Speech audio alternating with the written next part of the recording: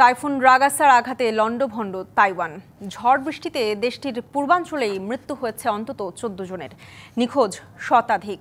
তাইওয়ানের পর হংকং ও চীনের দক্ষিণ উপকূলেও আঘাত হানে শক্তিধর ঘূর্ণিঝড়টি।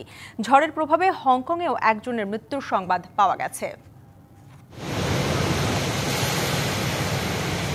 তীব্র বাতাস আর প্রবল বৃষ্টিপাত সহ সুপার টাইফুন রাগাসা মঙ্গলবার আঘাত হানে তাইওয়ানের বিভিন্ন অঞ্চলে। এই ঝড়ে সবচেয়ে বেশি ক্ষতিগ্রস্ত হয়েছে পূর্বাঞ্চলের হুয়ালিয়েন কাউন্ট্রি। ঝড়ের প্রভাবে ভূমিধস ও বন্যায় হতাহতের ঘটনা ঘটেছে। দিনটা ভয়াবহ ছিল। যখনই এটা নিয়ে ভাবি তখনই আমার গা শিউরে ওঠে। মনে হচ্ছিল যেন পৃথিবী শেষ।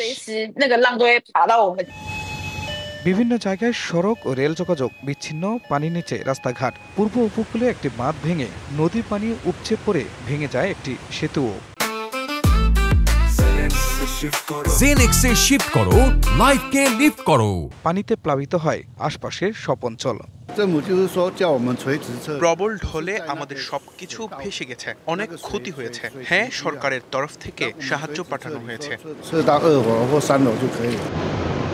টাইফুন রাগাসা শুধু তাইওয়ানই নয়, আঘাত এনেছে হংকং ও দক্ষিণ চীনের উপকূলেও। প্রবল বাতাসে হংকংয়ের সৈকত উত্তাল রূপ নিয়েছে, হচ্ছে ভারী বৃষ্টিপাত। প্রবল বাতাসে উপচে গেছে গাছ, বিদ্যুৎ বিচ্ছিন্ন বহু এলাকা।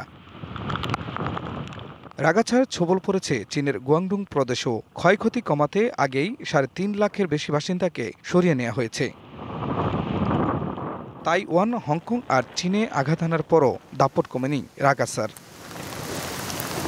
খান মোহাম্মদ মুকুল, ডিবিসি নিউজ ডেস্ক।